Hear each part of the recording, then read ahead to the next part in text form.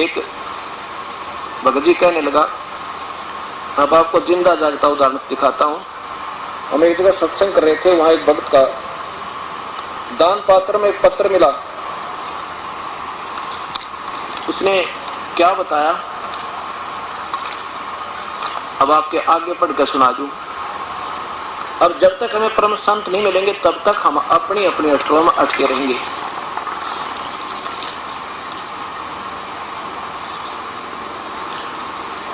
इसने क्या बताया कि जी मेरी पत्नी 2 बच्चा न छोड़कर चली गई और मुझे दमे की बीमारी, दोनों बच्चों की परवरिश के लिए मैंने चोरी का सहारा ले लिया, चोरी करने लग गया। और आपका सत्संग सुना मैंने आज ही, और आज आपका नाम भी ले लिया, और मेरे दोनों बच्चे चूहों की गोली खाकर मर गए। उस दिन दास ने ये सत्संग सुनाया था कि जो अपने बच्चों को चोरी का या रिश्वत का धन से प्रवेश करता है, उसको अपने बच्चों को जहर देने की जरूरत नहीं पड़ेगी, एक दिन ऐसा आ जाएगा। और वही परमात्मा के विधान से अपरिचित होने से आप लोग ये करते हो, क्योंकि ना मासा घटे ना चल बदे। जब तक उस परम पिता का सहयोग नहीं मिलेगा, वो तो घटा बता देगा परम पिता कबीर परमेश्वर, और किसी के वश का नहीं, कोई कर्म न काट दे। तो इसने अपनी आप बीती कथा सुनाई इस दास को, और इसको पत्र हमने 2 दिन पीछे मिला, दान पात्र में पड़ा रहा, कितना पैसे काट दिया हमने। गुरुजी मैं एक बेबस लाचार हूँ, मेरी पत्नी 2 बच्चों को छोड़कर किसी दूसरे आदमी के साथ चली गई। मैं सांस की बीमारी का मरीज हूँ, मेरे पास कमाने का कोई साधन नहीं था, इसलिए बच्चों के पालने के लिए मैंने चोरी करना शुरू कर दिया। उस दिन भी मैं चोरी करके आया था, लेकिन मैंने आपका सत्संग सुना तो अपने आप से नफरत हो गई। जो कुछ मैंने चोरी किया था वह पैसे दान पात्र में डाल दिया। यह इसलिए कि मेरे पाप की कमाई से बच्चों का जीवन बनाना चाहा, लेकिन मैं दोनों बच्चों ने चूहों वाली दवाई खाकर, दोनों बच्चे चूहों वाली दवाई खाकर मर गए। अब गुरुजी मैंने इतने पाप किए, शायद 7 जन्म भी नहीं धुल सकते, परमात्मा सकते। कल मैंने आपसे उपदेश भी ले लिया, आप कृपा करें तो शायद मेरे पाप कम हो सकते हैं। सत्संग में आप सच कहते हो कि कर्म पूरे गुरु के बिना नहीं कट सकता। मैंने 8 साल से आसाराम बापू का मंत्र ले रखा था, लेकिन पाप कटने की बजाय बढ़ते ही चले गए। गुरु दया करन मुझ पापी पर भी। प्रणाम गुरुजी, एक दुखी जीव का पत्र।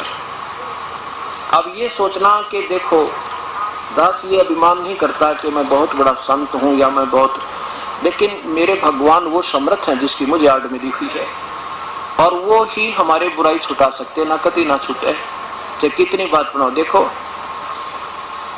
एक राजा की रानी ने नाम ले रखा है गुरुदेव का, और जब लड़की उसकी पत्नी ने पता लग गया कि ये भक्ति करे बिना बात बिगड़ जाएगी, ये 2 दिन का राजा अपनी कमाई खा रहा है और अगले जन्म में ये पशु बनेगा, जो नाम नहीं लिया था। तो वह रोज प्रेरणा करती, आप नाम ले लो जी, आप नाम ले लो जी, बहुत बढ़िया बात है, भक्ति तो करनी चाहिए। लेकिन वो ने सोचा है, वो ने कहा मैं रोज भक्ति करने लग रहा है, सुबह उठते अपना मंत्र करता हूँ, भाई जाप करो जी सा भगवान हरे राम करूँ, और के नाम लिया करें। गुरु जी क्या होता है?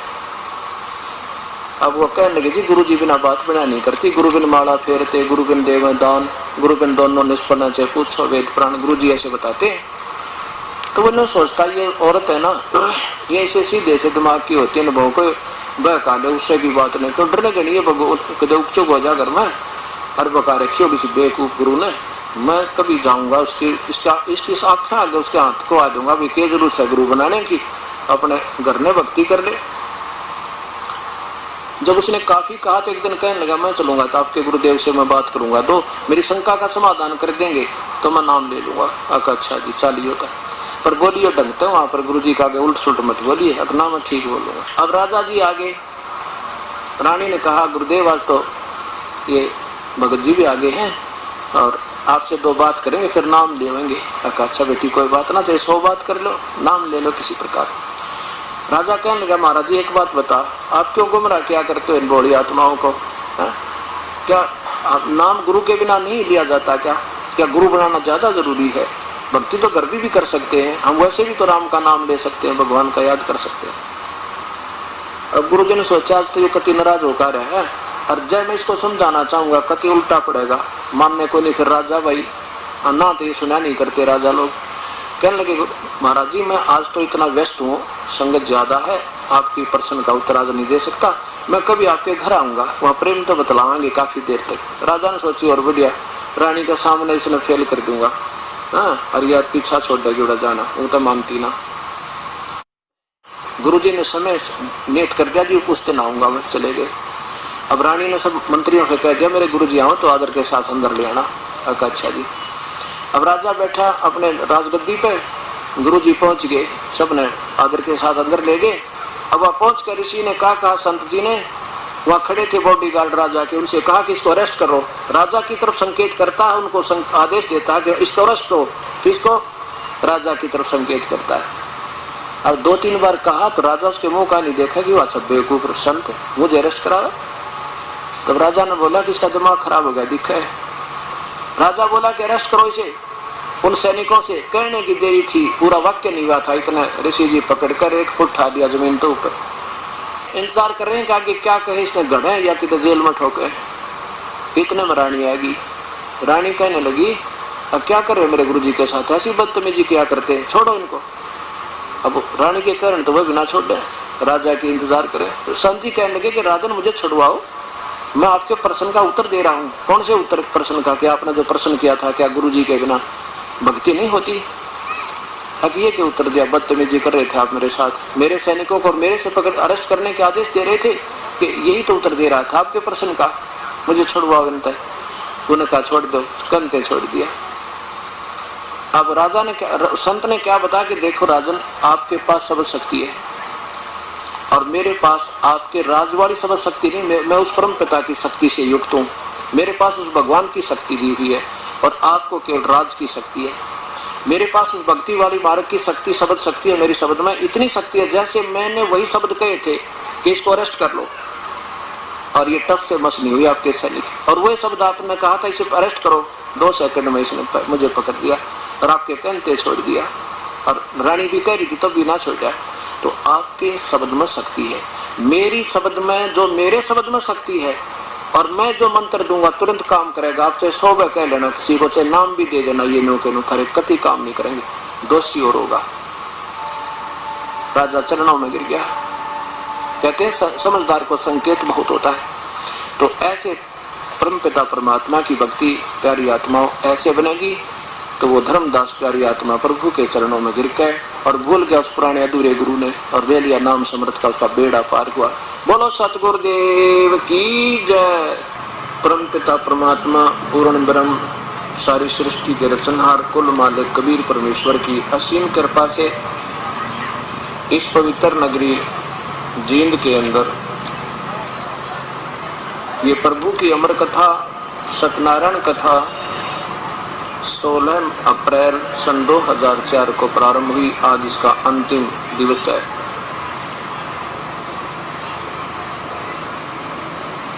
जिस पुण्यात्मा ने चारों दिन सत्संग श्रवण किया है,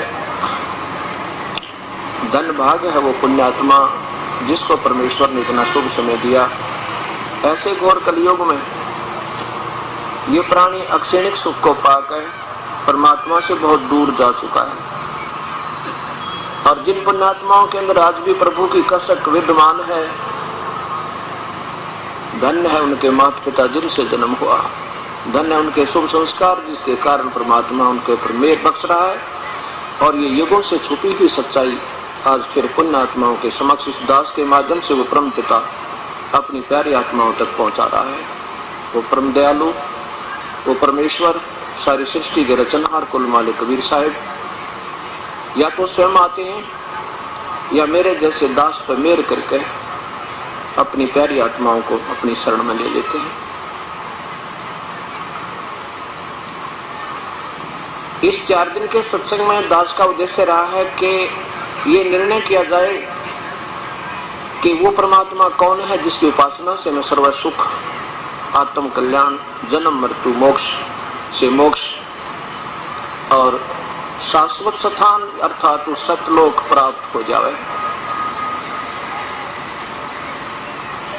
जिन पुण्यात्माओं ने 4 दिन ये सत्संग निष्पक्ष भाव से सुना है, ईश्वर को साक्षी रख के, उनको ये तो पता लग गया होगा कि आज तक जो हमें ज्ञान प्राप्त था वो संपूर्ण नहीं था और उसका कोई शास्त्र आधार नहीं था।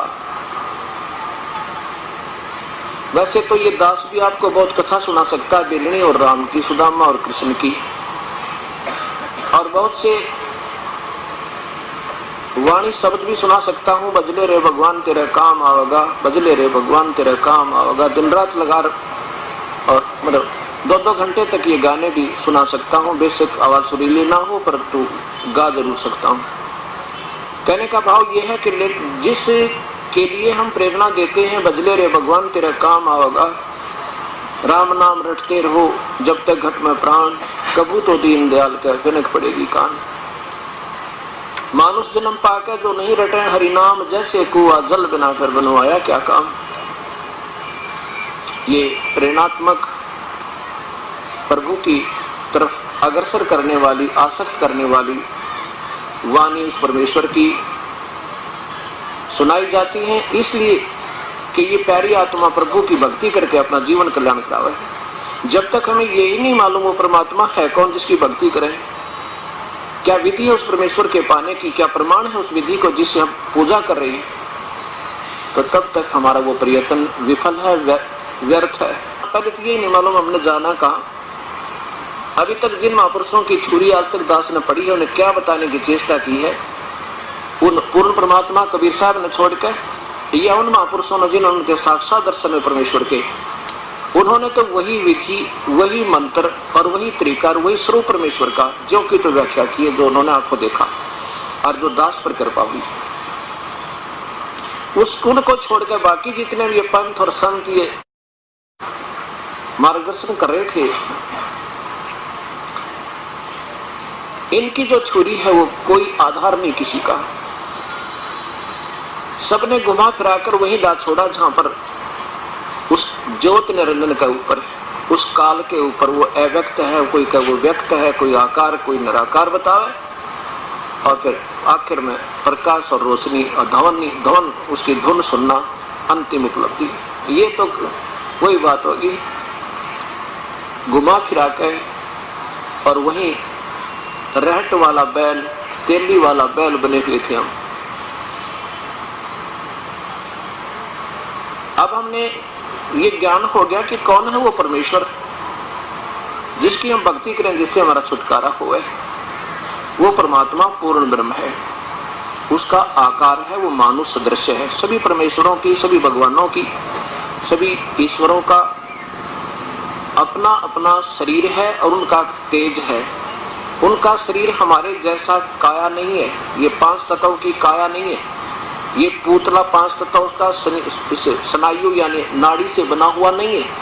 उस परमेश्वर का शरीर तेज पुंज का एक तत्व का है, और इन भगवानों का तत्व जो अन्य भगवान है, इनका 9 तत्व का है। 9 तत्व उस एक माने सर्वशक्तिमान जो होता है वो एक तत्व का है, और बाकी इसमें मिलावट 9 और फिर नीचे आके 5 तत्व के हमारे शरीर है। और सबसे 1 नंबर का जो तत्व है वो नूर है, तेज का शरीर है। और उन 9 तत्व के शरीर का भी